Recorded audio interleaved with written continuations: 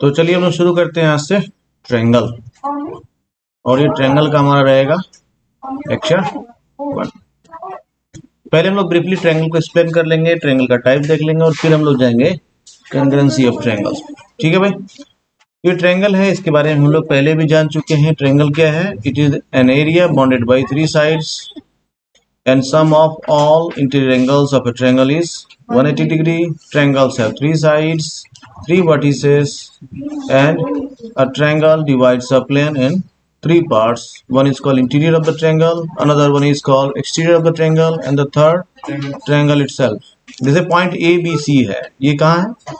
On the triangle है। ये point P है, ये interior of the triangle है। ये point Q है, that lies actually exterior of the triangle। ठीक है भाई, तो ट्रायंगल का साइड्स कितना हो रहा है? 3 साइड्स हो रहा है। बहुत अच्छे, ठीक है। तो इन सारी चीजों हम लोग थोड़ा सा देखेंगे, लेकिन हम लोग पहले जानेंगे ब्रीफली टाइप्स ऑफ ट्रायंगल। तो पहला है on the basis of sides. On the basis of sides triangles are classified into 3 groups. First one is equilateral triangle in which all 3 sides equal to each other. जैसे ये symmetric triangle है, इसमें A B equal to B C equal to A C. अगर ऐसा है तो इस condition में इसको हम लोग क्या बोलेंगे? इक्विलैटरल ट्रायंगल बोलेंगे। ठीक है, कंडीशन क्या हो जाता है? A B equal to A C equal to B C. समझ गए बात को? इस केस में क्या हो जाएगा? इक्विलैटरल ट्रायंगल हो जाएगा। Next isosceles triangle. नेक्स्ट क्या हमारा?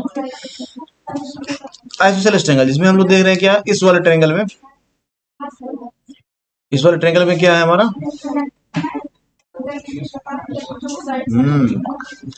इस वाले ट्रायंगल में हमारा पी क्यू इक्वल है किसके? पी आर के। ठीक है भाई, इस केस में क्या हो जाएगा? Triangle is isosceles. Isosceles triangle का कुछ एक प्रॉपर्टी भी होता है, उसको साथ साथ करते जाते हैं। ये एंगल अपोजिट साइड जैसे इक्वल होता है तो अपोजिट एंगल से उसका इक्वल होता है, यानी बेस एंगल आपस में इक्वल होता है। ठीक है भाई। And the third one is scale and triangle. तीसरा क्या है? Scale and triangle. तो इसका कोई साइड इक्वल नहीं होता है। इसके लिए अगर हम लोग कंडीशन लिखने की जरूरत पड़े तो क्या करेंगे? हम लिखेंगे एक्स वाई, है ना, क्या लिखेंगे? X Y not equal to Y Z not equal to X Z. ठीक है भाई, ऐसा कंडीशन। ये समझ में आ गया? पढ़ते हैं आगे। नेक्स्ट है हमारा on the basis of angles. On the basis of angles again triangles are classified into 3 categories. First one is right angle triangle. इसमें आपका कोई एक एंगल राइट एंगल होना चाहिए, जिसमें एंगल एस जो है ये 90 डिग्री है। ठीक है भाई, इस केस में रेस्ट टू एंगल जो है उसका सम हमेशा 90 होता है। क्यों होता है भाई? राइट एंगल ट्रायंगल में जो एंगल एस है ये 90 डिग्री होगा। इसके अलावा जो रेस्ट टू एंगल्स उनका सम हमेशा 90 होता है। क्यों होता है? चलिए पता करिए, बताइए। नेक्स्ट है हमारे पास acute angle triangle. Acute angle triangle में क्या होगा? All 3 angles are acute angle, है ना। इस कंडीशन में क्या होगा? ट्रायंगल को क्या बोलेंगे हम लोग? एक्यूट एंगल ट्रायंगल बोलेंगे। And the last one is obtuse angle triangle. Obtuse angle triangle में क्या होगा? एक एंगल उसमें से ऑब्ट्यूज होना है, ऑब्ट्यूज एंगल होना है। इसमें भी एक क्वेश्चन है कि क्यों एक ही एंगल ऑब्ट्यूज हो सकता है, क्यों 2 एंगल ऑब्ट्यूज क्यों नहीं हो सकता? ये क्वेश्चन है, इसका आंसर ढूंढना है। ठीक है भाई। तो राइट एंगल ट्रायंगल क्या है? At least 1 angle must B right angle. एक एंगल से दो ज्यादा राइट एंगल हो नहीं सकता है। अदर 2 एंगल्स का सम हमेशा 90 डिग्री होगा। रीजन पता करना है क्यों होता है। अगला हमारा acute angle triangle. Acute angle triangle में ऑल 3 एंगल्स जो होगा वो एक्यूट एंगल होगा। ऑब्ट्यूज एंगल ट्रायंगल में एक एंगल कोई भी ऑब्ट्यूज होगा। इस कंडीशन में इसको हम लोग ऑब्ट्यूज एंगल ट्रायंगल बोलेंगे। इसमें भी एक क्वेश्चन है कि जो एक से अधिक ऑब्ट्यूज एंगल क्यों नहीं हो सकता। ठीक है, चलिए बढ़ते हैं आगे हम लोग। ठीक है भाई, इस तरह का कुछ फिगर है। इस फिगर में हम लोग क्या देख रहे हैं? इस फिगर में हम लोग देख रहे हैं अगर इसको ओवरलैप करते हैं तो एक दूसरे को पूरी तरह से कवर कर लेता है ना, है ना। ये देखो, ये पूरी तरह से कवर कर लिया ना, एक दूसरे को कर रहा है ना। तो इस तरह का फिगर्स जो है, जो एक दूसरे को पूरी तरह से कवर कर सकता है, इसको हम लोग क्या बोलते हैं? कॉन्ग्रुएंट फिगर्स बोलते हैं। कॉन्ग्रुएंट फिगर्स क्या हो गया? कॉन्ग्रुएंट फिगर्स ऐसा फिगर्स हो गया जो एक दूसरे को कंप्लीटली ओवरलैप कर ले। शेप में भी सेम हो, साइज में भी सेम हो। शेप और साइज दोनों में अंतर समझ में आता है। शेप एंड साइज दोनों में अंतर समझ में आता है। शेप क्या होता है, जैसे ये एक सर्कल है, इसका शेप कैसा है, सर्कुलर है। और ये जो है इसका शेप कैसा है, इसका भी सर्कुलर है। दोनों का शेप सेम है लेकिन दोनों का साइज सेम है क्या, नहीं। समझ में आया दोनों में अंतर। तो शेप सेम होना अलग चीज है, साइज सेम होना अलग चीज। क्लियर हो गया, समझ में आता ही। तो जब शेप और साइज दोनों सेम होता है तब जाकर फिगर क्या कहलाता है, कनग्रेंट फिगर्स कहलाता है। ठीक है, इसके अलावा कुछ और कंडीशंस भी है, उसको भी हम लोग देखते हैं। पहला है figures having same shape and same size are congruent. चलिए बढ़ते हैं आगे। हमारे पास ट्रायंगल है, triangle A B C. Triangle A B measures 4 centimetre, triangle B C measures 5 centimetre and triangle A C measures 6 centimetre. इसको अच्छे से समझना है। कोई दूसरा ट्रायंगल हमारे पास अगर हम लोग लें जिसका मेजरमेंट ऐसा ही है ना। ध्यान देना भाई, इस ट्रायंगल में आपको साइड का मेजरमेंट और एंगल्स का मेजरमेंट दे रहा है ना। ठीक है, अब ऐसा ही क्या किया, जेरॉक्स कर लिया। क्या किया, एक ट्रायंगल ऐसा बना लिया, इसका जेरॉक्स कर लिया। जब जेरॉक्स कर लिया तो क्या हो गया, एक दूसरे का कनग्रेंट हो गया। जब इसका जेरॉक्स निकाला हूं तो इसमें पी क्यू का मेजरमेंट क्या होगा, 4 होगा ना, नहीं होगा। और एसी का मेजरमेंट कितना होगा, 6 होगा ना। और बीसी का मेजर क्यू आर का मेजरमेंट कितना होगा, नहीं, क्योंकि जेरॉक्स है एक दूसरे का। जेरॉक्स मतलब क्या, कनकरेंट है बिल्कुल। समझ पाता ही। इस केस में ये दोनों फिगर क्या कहलाएगा, कनकरेंट कहलाएगा। यानी जेरॉक्स फिगर्स जो है वो कनकरेंट फिगर्स हो रहा है। अब इसे ध्यान देना, ए बी इक्वल किसके है, पी क्यू के। देखो अगर इसी ट्रायंगल को अगर हम लोग जेरॉक्स कर ले रिवर्स करके या किसी तरह से टर्न करके, तब जो फिगर आएगा उसको अगर हम लोग ऐसा नाम दे दें तो फिर वो कन्ग्रेंट नहीं होगा। इसको हम लोग समझेंगे अच्छे से। अभी क्या है, ए बी किसके इक्वल है, पी क्यू के। ठीक है, यानी इसका मतलब हुआ कि ए बी जो है वो पी क्यू के कन्ग्रेंट है। ठीक है, क्योंकि ए बी का लेंथ कितना है, 4 सेंटीमीटर। 4 सेंटीमीटर के इक्वल कौन सा साइड का लेंथ है, तो पी क्यू का। यानी ए बी किसके कन्ग्रेंट है, पी क्यू के। उसी तरह से बीसी किसके कन्ग्रेंट है, क्यू आर के कन्ग्रेंट है। सिमिलरली एसी किसके कन्ग्रेंट है, पी आर के। ठीक है भाई, अगर हम लोग बात करें एंगल का, तो एंगल जो है ए कितना है, 70 डिग्री, तो उसका कन्ग्रेंट कौन सा होगा, पी। एंगल बी किसके कन्ग्रेंट होगा, क्यू के। एंगल सी किसके कन्ग्रेंट होगा, एंगल आर के। हमेशा ध्यान देना है कॉरेस्पॉन्डिंग साइड्स क्या होता है, इसको हम लोग ध्यान देंगे। ये जो साइड है ए बी, इसका इक्वल कौन सा है, पी क्यू। ए बी का कॉरेस्पॉन्डिंग साइड कौन हो गया, समझ में आता है, इसको कॉरेस्पॉन्डिंग साइड्स बोलते हैं। जो भी कॉरेस्पॉन्डिंग साइड्स होगा किसी भी कन्ग्रेंट ट्रायंगल्स का, वो हमेशा आपस में कन्ग्रेंट होगा, यानी शेप और साइज दोनों में इक्वल होगा। समझ गए बात को, आर कन्ग्रेंट आर इक्वल भी यहां आप लिख सकते हैं। ठीक है, the corresponding sides of congruent triangles are always congruent or equal। ठीक है, अब बाद में एंगल की बात करेंगे। एंगल ए एंगल पी के इक्वल है भाई, है ना। एंगल बी एंगल क्यू के इक्वल है। सिमिलरली एंगल सी इक्वल है एंगल आर के। अगर दोनों फिगर कन्ग्रेंट है तो दोनों ही ट्रायंगल का साइड्स कन्ग्रेंट साइड्स के इक्वल होगा, और एंगल जो है वो करस्पॉन्डिंग एंगल्स के इक्वल होगा, और साइड जो है वो करस्पॉन्डिंग साइड्स के इक्वल होगा। ठीक है, तो पहला लाइन हो गया हमारा, corresponding sides of congruent triangles are congruent. दूसरा, corresponding angles are of congruent triangles are also congruent. Angle भी इक्वल होना है और साइड्स भी इक्वल है, इसको लिख लीजिए आगे। Now consider triangle ABC and PQR of any shape and size। Suppose करता हूँ different shape size का, we have two triangles, triangle ABC and triangle PQR।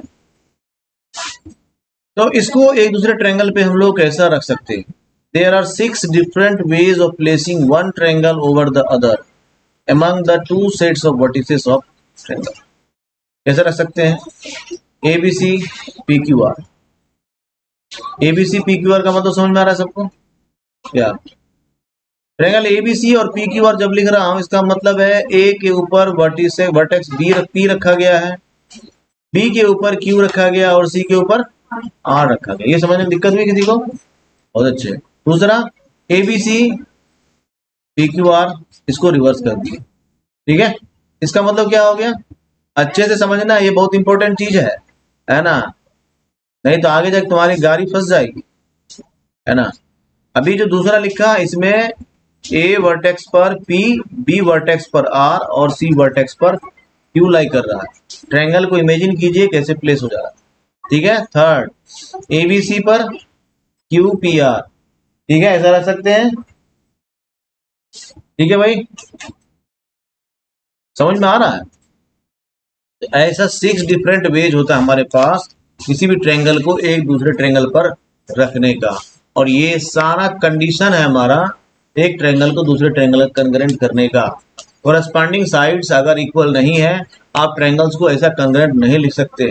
क्या समझे? इसको समझने में किसी को दिक्कत है? मैं इसको ऐसे समझाता हूँ। थोड़ा सा हम लोग जाते हैं फ्लैशबैक में। ये जो ट्रायंगल है हमारे पास, इस ट्रायंगल में थोड़ा ध्यान देना है। इस ट्रायंगल में क्या है? ट्रायंगल ए बी सी कन्ग्रेंट है किसके? ट्रायंगल पी क्यू आर के। इसको हम लोग सिर्फ और सिर्फ ऐसा ही लिख सकते हैं, इसको ऐसा नहीं लिख सकते हैं। ध्यान देना, triangle A B C congruent to triangle Q P R, ऐसा नहीं लिख सकते। समझ में आता है? इसीलिए जो जिस वर्टेक्स पर लाई करेगा उसी पैटर्न में लिखना जरूरी होता है। अब देखो क्यों ऐसा जरूरी होता है, इसको समझो थोड़ा और। इसमें देखो ट्रायंगल एबीसी में A B triangle P Q R में पी क्यू के इक्वल है ना, यानी ये साइड जो है इसके इक्वल है ना। देखो यहाँ पे बिना फिगर देखे भी ऐसा फाइंड कर सकते हैं हम लोग, अगर तुम्हारा सही ओरिएंटेशन में लिखा है तो। यहाँ पर क्या है? ए बी है और ये देखो पी क्यू है। ए बी पी क्यू के इक्वल है ना, कहीं भी देख लो तुम, ये पैटर्न फॉलो होता है। ए सी जो है वो देखो पी आर के इक्वल होगा, देखो यहाँ है। अब आते हैं हम लोग इस वाले केस में जो रॉन्ग ओरिएंटेशन में लिखा है हमारा। इसमें ए सी जो है किसके इक्वल दिखा रहा है? क्यू आर के है क्या? इसीलिए आप इस तरह से नहीं लिख सकते। नहीं लिख पाने का रीजन समझ में आया? चलिए बढ़ते हैं हम लोग आगे। ठीक है, चलिए हमारे पास 2 ट्रायंगल्स हैं। अब हमको पता करना है whether they are congruent to each other और नॉट, है ना? हम लोग क्या कि ऐसा प्लेस करने की कोशिश कर रहे हैं, है ना? ए बी सी और क्यू आर पी, है ना? ऐसा करने की कोशिश कर रहे हैं, एक वर्टेक्स दूसरे वर्टेक्स पे डालने की कोशिश कर रहे हैं। क्या कन्ग्रेंट हो रहा है? क्या ओवरलैप कर रहा है दूसरे को? नहीं कर पा रहे, इसीलिए नहीं लिख सकते, है ना? दूसरा तरीका देखते हैं हम लोग, है ना? ए बी सी पे अब हम लोग क्या करते हैं? देखो एक वर्टेक्स आर है, उसको ए पर हम लोग प्लेस करने की कोशिश करते हैं, तो अभी क्या कन्ग्रेंट है? क्या नहीं है। इसीलिए कोई एक सर्टेन 6 वेज में से कोई एक ही वे होगा जिससे वो कन्ग्रेंट होगा, हमेशा याद रखना। चलिए भाई, अब हम लोग ए बी को प्लेस करते हैं पी क्यू से, यानी ए पे पी। क्या ये ओवरलैप कर रहा है? यस, तो ये तरीका हमारा क्या हो गया? करेक्ट तरीका हो गया। समझ बात आ गई? इसीलिए कौन सा साइड कौन सा करस्पॉन्डिंग साइड का इक्वल है ये पता होना चाहिए, और हमेशा ट्रायंगल को, कन्ग्रेंट ट्रायंगल्स को जो हम लोग लिखते हैं उसी ओरिएंटेशन में लिखना चाहिए। अगर उस ओरिएंटेशन में नहीं लिखते हैं तो वो फिगर कन्ग्रेंट लिखने के बावजूद, होने के बावजूद नहीं है। समझ गए बात को? बात समझ गए बात को? तो ये कन्ग्रेंट फिगर्स क्या हो गया? ये मिरर इमेज हो गया उसका, देख एक दूसरे पे ओवरलैप कर लिए, A B C P Q R. ठीक है, ऐसा लिख सकते हैं, क्योंकि ए बी जो है वो किसको रिप्लेस, किसके कन्ग्रेंट इक्वल है? कन्ग्रेंट है पी क्यू के। बी सी किसके कन्ग्रेंट है? आर क्यू के। और ए सी किसके कन्ग्रेंट है? पी आर के। ठीक है, तो उसी पैटर्न में लिखना है। और यहाँ जब नाम देखोगे तो तुमको मिलेगा, ए सी किसके इक्वल है भाई? पी आर के। ए बी किसके इक्वल है? पी क्यू के।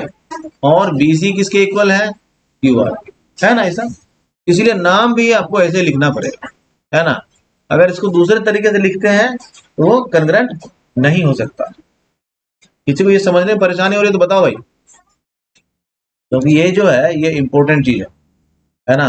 तो 6 वेज में से कोई एक ही वे होगा जिसमें दोनों ट्रायंगल कन्ग्रेंट होगा, if triangles are not equilateral. Equilateral triangle है तो वो किसी भी तरह से कन्ग्रेंट ही होता है। नहीं, ठीक है, ये 6 वेज हम लोग टेस्ट किए, जिसमें से एक वे हमको मिला जिसमें दोनों फिगर कन्ग्रेंट होने के बावजूद कन्ग्रेंट है। अगर 2 फिगर्स कन्ग्रेंट नहीं है तो कोई बात ही नहीं। अगर कन्ग्रेंट है भी तब भी कोई एक ही तरीका होगा जिससे वो कन्ग्रेंट होगा, if triangle is an scalene triangle. ठीक है, now we have observe that triangle ABC and triangle PQR are congruent for triangle ABC and PQR। इसी के लिए कन्ग्रेंट है, इसीलिए हम लोग इसको लिखेंगे कैसा, ऐसा लिखेंगे, ट्रायंगल ABC कन्ग्रेंट ट्रायंगल PQR।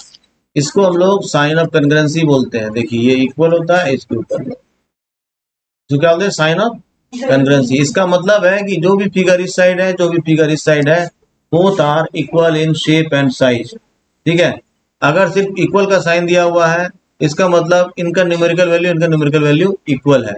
अगर ऐसा साइन दिया हुआ है, इसको हम लोग सिमिलर बोलते हैं। सिमिलर का मतलब क्या होता है, सिमिलर का मतलब होता है शेप में सेम होना, साइज में डिफरेंट होना, इसको सिमिलर बोलते हैं। सिर्फ ऐसा का मतलब है इक्वल इन शेप, इसका मतलब है equal in shape and size, है ना। इसका मतलब होता है न्यूमेरिकली इक्वल। सब समझ में आ गया, समझ में आया ना भाई। इन सिंबल्स को भी थोड़ा अच्छे से समझ के चलना है। चलिए बढ़ते हैं आगे। Now consider two equilateral triangle ABC and PQR। ठीक है, ट्रायंगल दोनों इक्विलेटरल है और इसमें सारा साइड इसका दिया रखा है। ये दोनों इक्विलेटरल ट्रायंगल जो है एक दूसरे को क्या करेगा, ओवरलैप कर लेगा, इसलिए दोनों को हम लोग क्या कह सकते हैं, कन्ग्रेंट है। ठीक है, इक्विलेटरल ट्रायंगल के केस में क्या होता है, इसको कैसा भी आप प्लेस करेंगे तो ये क्या होता है, कन्ग्रेंट ही होता है। तो इसमें आप ऑल 6 वेज में इसको कन्ग्रेंट लिख सकते हैं। ठीक है, समझ में आई, ऐसा दिखा ना। तो 2 इक्विलेटरल ट्रायंगल्स के लिए क्या हो गया, of the same size are congruent for all 6 correspondences. ठीक है भाई, इसमें क्या हो जाएगा, अब है हम लोग कुछ पर्टिकुलर कंडीशंस को देखते हैं, sufficient conditions for congruence of 2 triangles, है ना। तो पहला तो हम लोग जान लिए क्या कि 6 कंडीशंस है, इसमें 3 पेयर्स साइड का और 3 पेयर्स एंगल का आपस में इक्वल होना चाहिए। अगर ऐसा है तो वो कन्ग्रेंट तो होगा ही। तो लेकिन हम लोग क्या करेंगे, अब हर एक ट्रायंगल के लिए बारी बारी से उसका सारा साइड्स को और सारा एंगल को चेक करना जरूरी नहीं है। तो अभी हम लोग जानेंगे क्या मिनिमम रिक्वायरमेंट है जिसको हम लोग अगर चेक कर लें तो हमारा ट्रायंगल जो है वो कन्ग्रेंट होगा, है ना। समझ गए बात को। क्या करेंगे, हम लोग मिनिमम कंडीशंस देखेंगे जिससे 2 ट्रायंगल्स का क्राइटेरिया सेटिस्फाई हो जाए। समझ गए बात को। चलिए बढ़ते हैं हम लोग तब आगे। पहला SAS क्राइटेरिया। देखिए सारा क्राइटेरिया का मतलब क्या है, समझ लेते हैं फिर से। अभी हम लोग देखें कि हमारे पास 6 कंडीशंस है, 3 साइड्स और 3 एंगल्स का। अगर एक ट्रायंगल का 3 साइड्स और 3 एंगल किसी दूसरा ट्रायंगल का करस्पॉन्डिंग 3 साइड्स और करस्पॉन्डिंग 3 एंगल्स के इक्वल है, then both the triangles are said to be congruent. ठीक है, ये पता है सबको। हम लोग लेकिन बारी बारी से इतना 6 कंडीशंस को चेक नहीं करेंगे, हम लोग मिनिमम कंडीशंस देखेंगे कि मिनिमम क्या करने से दोनों ट्रायंगल कन्ग्रेंट हो जाएगा। उसे पहला है SAS क्राइटेरिया। ठीक है, या S stands for side and A stands for angle. ठीक है भाई, समझ गए। SAS क्राइटेरिया क्या कहता है, when 2 sides and included angle. ये ध्यान देना, एंगल कहाँ है भाई, बीच में है। एंगल कहाँ है, सेंटर में है। तो यानी साइड के बीच का जो एंगल है उसके बारे में बात की जा रही है। व्हेन 2 साइड्स, ध्यान देना है भाई, when 2 sides and included angle. Included angle का मतलब ये 2 साइड्स अगर है, ये एंगल मान लो ये ट्रायंगल है, सपोज कर लेते हैं। चलिए ध्यान दीजिए, अगर मान लेते हैं ये ट्रायंगल है, तो अगर ये साइड और ये साइड की बात कर रहे हैं तो ये एंगल कंसीडर करना पड़ेगा। अगर हम लोग इस साइड और इस साइड को बात कर रहे हैं तो ये एंगल कंसीडर करना पड़ेगा। अगर इस साइड की बात कर रहे हैं तो ये एंगल कंसीडर करना पड़ेगा। समझ गए, इंक्लूडेड एंगल का मतलब ये है। तो when 2 sides and included angle of one triangle are congruent to corresponding 2 sides and the included angle of the other triangle, then these 2 triangles are said to be congruent. समझ बात आ गई? समझ बात आई भाई? चलिए एग्जांपल के तौर पर लेते हैं हम लोग, एबीसी एक ट्रायंगल हमारे पास, दूसरा ट्रायंगल हमारे पास पीक्यूआर है। If AB equal to PQ and BC equal to QR, तो कौन सा एंगल लेंगे हम लोग? मान लेता हूं, मैं लिख रहा हूं, ये साइड इसके इक्वल है, AB इक्वल टू PQ, और ये जो है इसके इक्वल है।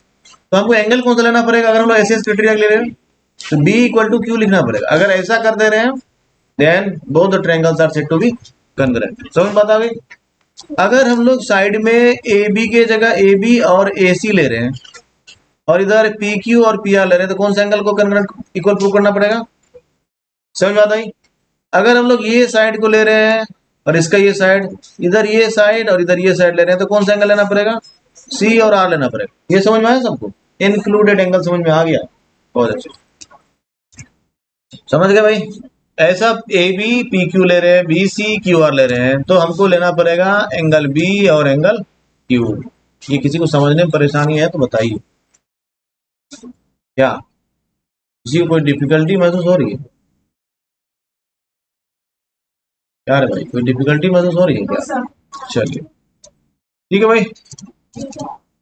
इस कंडीशन में क्या हो गया? Triangle ABC congruent to triangle PQR हो गया। ठीक है भाई, साइड BC और साइड QR है गिवन, तो हम लोग ऐसा लिख सकते हैं।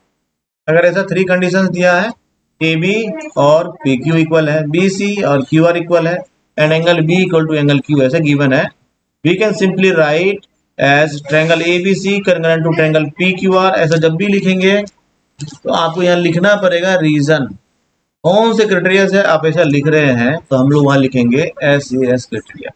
ठीक है, ये लिखना जरूरी है।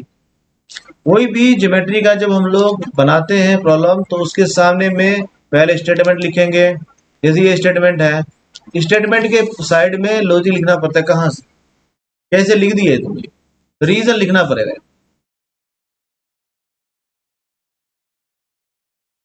ठीक है भाई, स्टेटमेंट जो है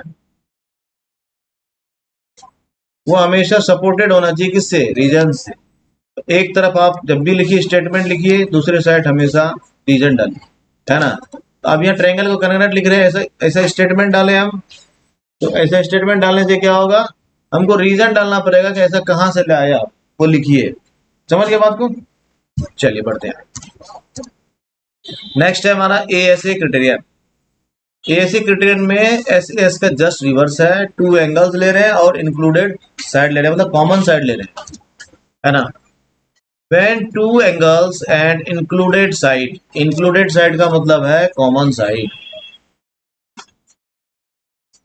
इंक्लूडेड साइड का मतलब है कॉमन साइड। कॉमन साइड मतलब common to both the angles. When 2 angles and common side मतलब common side for both the angles of one triangle are congruent to corresponding 2 angles and the included side of the other triangle, then these 2 triangles are said to be congruent. Example ले लेते हैं हम लोग triangle ABC and triangle PQR का। If we have given angle B equal to angle Q and angle C equal to angle R, then we must take angle B side BC and QR। ये देखिए, ये जो side है side BC और ये QR, ये देखो ये इस ट्रायंगल का भी साइड है और इस एंगल का भी साइड है और इस एंगल का भी साइड है। इसमें QR जो है सिमिलरली PQR का भी साइड है और एंगल PRQ का भी साइड है। इस कंडीशन में ये दोनों इक्वल होना चाहिए। ठीक है, समझ गए बात को? ये इंक्लूडेड साइड बोलते हैं इसको, है ना? ये कॉमन साइड बोलते हैं फॉर बोथ द एंगल्स। अब in triangle ABC and PQR, if we have given angle B equal to angle Q and side BC equal to side QR and angle C equal to angle R, then we simply write triangle ABC congruent to triangle PQR और साथ में लिखेंगे उसका reason. तो reason क्या हमारा? ASA criteria. ये किसी को समझने में दिक्कत है? बहुत अच्छे। Next SAA criteria. देखिए SAA जो है या AAS जो है, ये एक्चुअली ASA क्राइटेरियन से ही निकला हुआ होता है। एक ए ऐसे मिलेगा, आप इसको ऐसे समझ लो चाहे ऐसे समझ लो, एक ही चीज है ना। क्योंकि किसी भी ट्रायंगल का अगर टू एंगल्स इक्वल है किसी दूसरे ट्रायंगल का, तो थर्ड एंगल भी इक्वल होगा ही होगा, क्योंकि सम फिक्स। सम कितना होता है? 180 डिग्री होता है। इसीलिए if two angles of a triangle equal to another two angles of another triangle, then the third angle must be equal to each other, है ना, क्योंकि सम फिक्स है हमारा। When a side, an angle adjacent to it and the angle opposite to it of one triangle are respectively congruent to corresponding side, an angle adjacent to it and the angle opposite to it of another triangle, then the two triangles are congruent. समझने की जो दिक्कत है हम example लेते हैं, खूब अच्छे से समझ जाएंगे। एक साइड ले लेते हैं, वो भी साइड ले लीजिए। सपोज करते हैं A B equal to P Q है। अगर ऐसा है, साथ ही साथ कोई टू एंगल्स इक्वल है ना, वो एंगल क्या है? बी, और यहाँ क्या है दूसरा angle? C. If angle B equal to angle Q and C equal to angle R, then both the triangles are said to be concurrent. दूसरा तरीका भी है भाई, ये एंगल इक्वल ना होकर के अगर ये एंगल इसके इक्वल होता तब भी दोनों ट्रायंगल कंकरेंट ही होता। ठीक है, समझ गए बात को? क्योंकि सम फिक्स है, थर्ड एंगल भी आपस में इक्वल होगा ही होगा।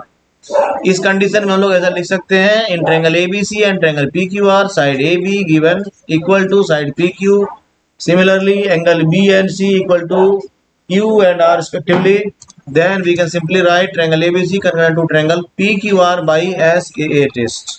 ठीक है भाई, कोई दिक्कत है? Next, triple S criterion. Triple S में all three sides of one triangle is equal to the corresponding all three sides of another triangle. ऐसे कंसिडर करेंगे, when three sides of one triangle, when all three sides of one triangle are congruent with corresponding three sides of another triangle. A B equal है P Q के, B A C equal है P R के and B C equal है Q R के। अगर ऐसा है then both the triangles are said to be congruent to each other. ठीक है भाई, B C equal to Q R के गिवन है और ए सी गिवन है पी आर के। ऐसा गिवन है अगर, then we can simply right in triangle A B C and P Q R, A B equal to side P Q, B C and A C, ऐसा equal हम लोग लिख देंगे given, and simply we can write triangle A B C congruent to triangle P Q R by triple S test. ठीक है भाई, कोई दिक्कत है? बहुत अच्छे।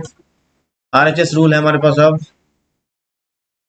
आरएचएस रूल जो अभी देखिए भाई, जितना रूल अभी हम लोग देखे वो सारा रूल जनरलाइज था, यानी सारे ट्रायंगल्स के लिए था। आरएचएस रूल जो है ये स्पेसिफिक होता है। स्पेसिफिक किसके लिए होता है? राइट एंगल ट्रायंगल के लिए होता है। इससे पहले जितना भी क्राइटेरियन हम लोग पढ़े वो सारा क्राइटेरियन क्या था? जनरल क्राइटेरियन था।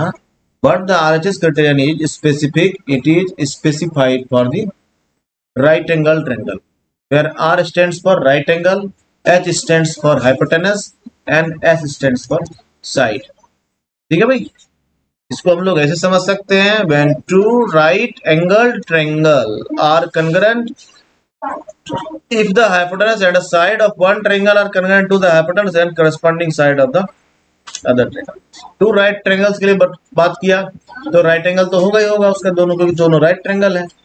अगर दोनों का हाइपोटेनस और एक साइड इक्वल है, हाइपोटेनस किसको बोलते हैं राइट एंगल ट्रायंगल में? द लॉन्गेस्ट साइड और the opposite side of the right angle.